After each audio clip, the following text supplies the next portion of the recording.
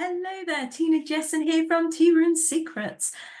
Today we are going to be talking all about teacups for your tea time business. Oh, aren't they gorgeous? Absolutely wonderful. So, first of all, I want to talk about style, the style and where you're going to get your teacups. Now, this little vintage teacup sits very well with my branding, which is Tina's Traditional. We are looking at traditional vintage afternoon tea.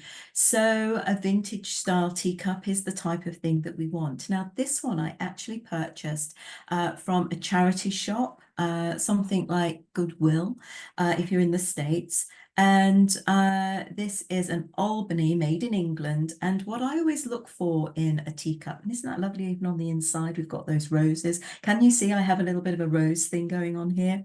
So I'm always looking for red roses on my teacups as part of my brand image.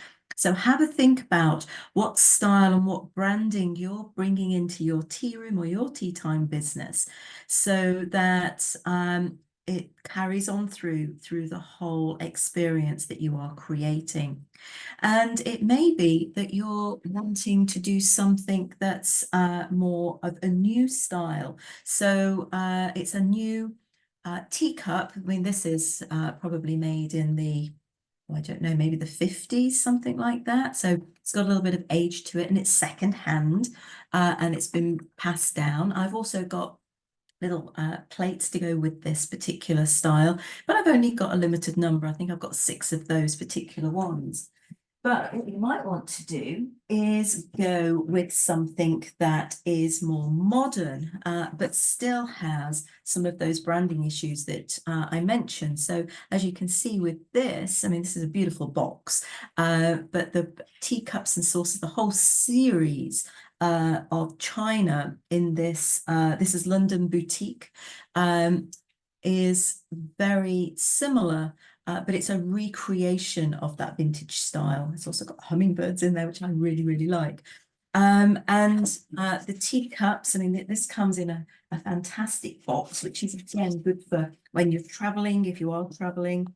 And these are again beautiful, beautiful teacups. And they also come with the saucer. Um, and again, absolutely gorgeous. Let me bring that up to the camera a little bit so you can see. And again, it's got those lovely pink flowers that is part of my brand. So very, very important that you carry through your style of what kind of teacups and teapots. I mean, we even have the teapot there in the same style, but you carry that through. And there's nothing to stop you mixing and matching.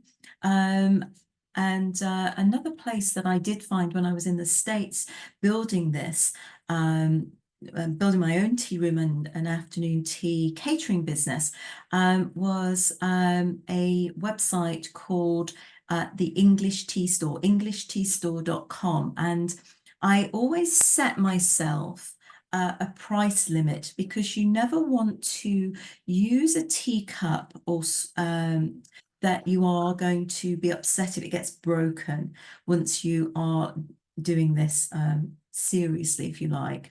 But then you need to make sure that you're not spending too much either. You know, and it may be that if you're doing coffee cups and you're perhaps doing a bit more of a modern style, that you just go with plain, and that makes it much easier because you can get those from restaurant supply outlets very easily. But I know a lot of you like to do the traditional, and finding out where you're going to get these things from can be challenging. So the next thing I wanted to answer was when to use your best china. Now, for me, this box china that I just mentioned, which is the same pattern as my teapot, I've actually bought this because I'm going to be doing catered tea parties. I'm doing small numbers of catered tea parties where I won't just be providing the afternoon tea, but I will be hosting as well. So I'll be doing a full service. So I'll be bringing along my cups and saucers and my plates and a 3-tier cake stand and a teapot with a creamer or a milk jug and sugar bowl. And I'll be putting all that together as part of that service. And this is when the best china comes out. Now, when you are deciding whether to use your best china, it's better that you're not using something personal, because, you know, something that grandma gave you and it's pride of place in your china cabinet is probably not going to be the best thing to use, because you're going to be heartbroken if that gets broken. And I know I can replace this very easily, because I can just go onto Amazon, which is where I got this from, and I can replace it pretty easily. So that is another factor to kind of consider, is the ease of replacement and also the cost of replacement, which is why EnglishTeaStore.com is quite good. Now, they do have some expensive pieces, but they also have some lower cost items. And I was spending between £6 and £10 per set. By that, I mean both the cup and the saucer. I wouldn't pay more than that, because I would be upset. And it's also going to cost a lot to replace. And I don't really want to have to do that. So, use your best china sparingly, and have I used to have like 3 grades. I had my very best, which was for personal use, that I would never use unless I was doing a tea party at my home. And then I would have my china that would go out in the tea room. And then I had like 2nd grade or 3rd grade china, which would be more plain, didn't follow the rose theme, which I would then use for catering if I was doing large numbers and needed to get those numbers up. So the next thing I want to talk about is charging. You can actually charge for the rental of your tea cups and saucers. And if you actually put in tea cup rental into Google, you'll see who's doing it close to you. And you'll also see what people are charging for that. And people are searching for teacup rental, especially for baby showers and bridal showers. Now, I got to the point where I'd got so many teacups and saucers, I'd got an extra 50 of them in the basement that were just in boxes. They weren't my best, they weren't my 2nd best, they were probably my 3rd best. But when people are getting quite desperate to find teacups, they want to rent them. And I would rent mine between $2 and $3. We're going back a couple of years now. And the rule of thumb I would use is I would half the price that I could replace it by. So if this was a, I don't know, this actually was very cheap. I got 6 teacups and saucers, 6 plates, and a large plate for like £12 in a charity shop. So this hasn't actually cost me very much at all. So for this particular one, I might charge it out a little bit less. Whereas if I've got something that's a higher quality, I'd want to charge it out a little bit more. But if you take the price that you can replace it by, not what you paid, but what you replace it with, and you halve that number, have that as the rental amount. So for me, it was like $253 per cup and saucer, £5 for, oh, sorry, $5 for a cake stand, that kind of thing. So use that as your rule of thumb, as half, and that way you will make money, because you only have to rent it out twice to get your money back. And that is a really good model for making money from your cups and saucers, which would be sitting in a box, in my case, down in the basement. Or if you're doing tea party catering, it might be something that you want to add. And as long as they want it on a day that you're not needing all of those, then you can sell that on as well as a rental service. So I think that was what I wanted to say about that. So the next question was storage and transportation. And as I mentioned, this one that I bought recently comes in a fantastic box, and look how well it's packed in. It's got foam, it's custom designed to hold that. I would actually take this out with the lid on and stack that in my car and take that for a catered tea party that I was going to do. Now, I've got another box here, which is Oh gosh, it's actually quite heavy. So this is another box that I have, and I've just wrapped everything in bubble wrap in there.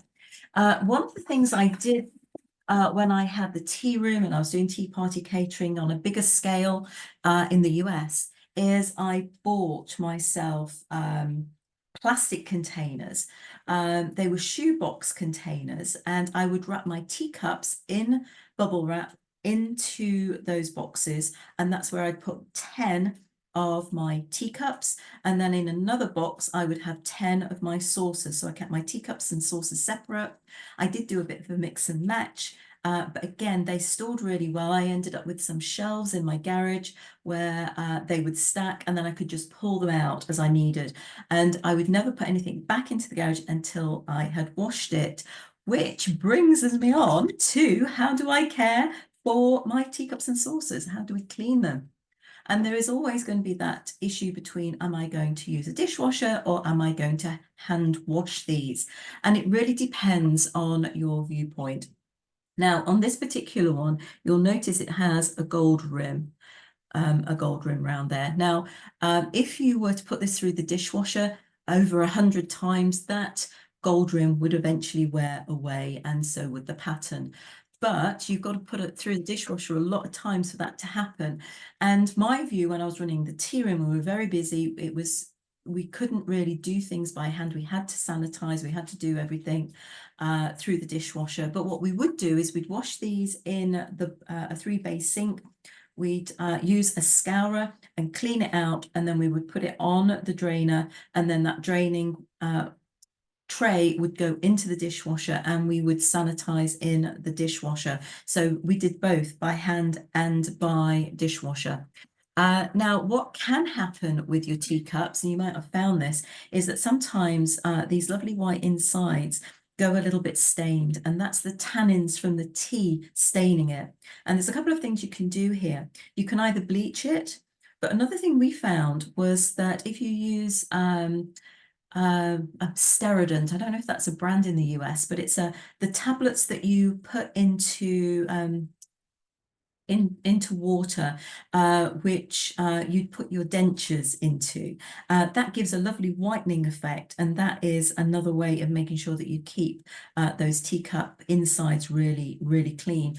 And also, if you use a scouring pad, that can also clean out and make sure that they stay nice and pristine, which is really what you want, because you don't want your teacups looking dirty, even though they are clean, but they've got that little bit of staining in there. So hopefully that's been of help to you when you're coming to select your teacups. And remember that you can get more videos like this, more training, more information, more documents, all the things that you need to run your tea room or your tea time business, plus bake classes with me.